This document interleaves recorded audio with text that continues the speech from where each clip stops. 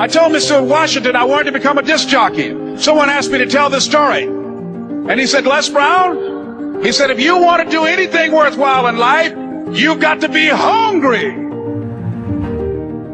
And so I started working to develop myself. He said, I want you to practice every day being a disc jockey. I said, but I don't have any job now. He said, it doesn't matter. He said that it's better to be prepared for an opportunity and not have one than to have an opportunity and not be prepared. So every day I was working to develop myself. And that's what you must do. And as I was working to develop myself, I applied for a job as a disc jockey, WMBM on Miami Beach.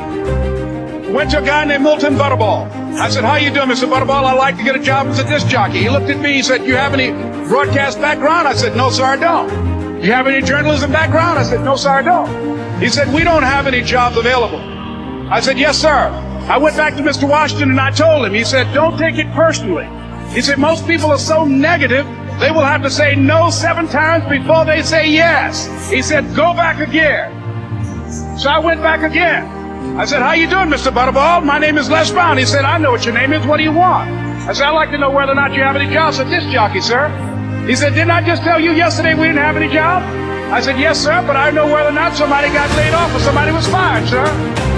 He said, no one was laid off or fired. Now get on out of here. I came back the next day. Hello, Mr. Butterball. How are you? He said, fine. What do you want now? I said, I'd like to know whether or not you got any jobs, sir. Didn't I tell you the last 2 days we didn't have any jobs? I said, yes, sir, but I don't know whether or not somebody got sick or somebody died, sir. He said, no one got sick or died. Now don't come back here and throw me out again. I came back the next day like I was seeing him for the first time. I said, hello, Mr. Butterball. How are you? He looked at me with rage. He said, go get me some coffee. I said, yes, sir.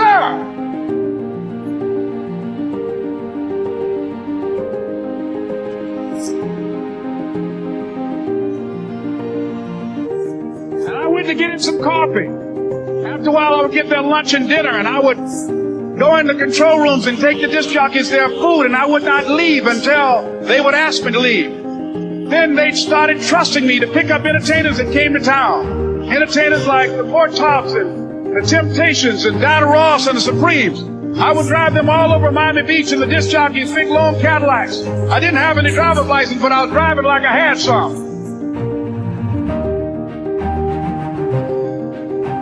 And one day, one Saturday afternoon, while I was at the radio station, a guy named Rock was drinking while he was on the air. I was the only one there, looking at him through the control room windows, walking back and forth, young, ready, and hungry. I was saying, drink, Rock, drink. Drink, Rock. I'd have gone to get him some more if he'd asked me to. Pretty soon the phone rang and it was the general manager. And I answered the phone. I said, hello? He said, Les, this is Mr. Klein. I said, I know. He said, Rock can't finish his program. I said, I know. He said, would you call one of the other DJs in? I said, yes, sir. I hung the phone up. I said, now he must think I'm crazy. I called my mom and my girlfriend, Cassandra. I said, y'all turn up the radio and come out on the front porch. I'm about to come on the air.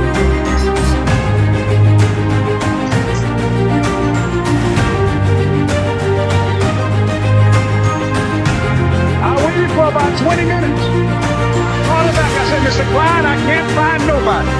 He said, young boy, do you know how to work the controls? I said, yes, sir. He said, go in there, don't say nothing here. I said, yes, sir. I couldn't wait to get behind those controls. I put on an old Stevie Wonder record called Fingertips. I sat down behind that turntable. I said, look out, this is me, LB, Triple P. Les Brown, your platinum playing papa. There were none before me, and there will be none after me. Therefore, that makes me the one and only. Young and single and love to mingle, certified, bona fide, indubitably qualified to bring you satisfaction, a whole lot of action. Look out, baby, I'm your love man. I was hungry. I was hungry. You gotta be hungry.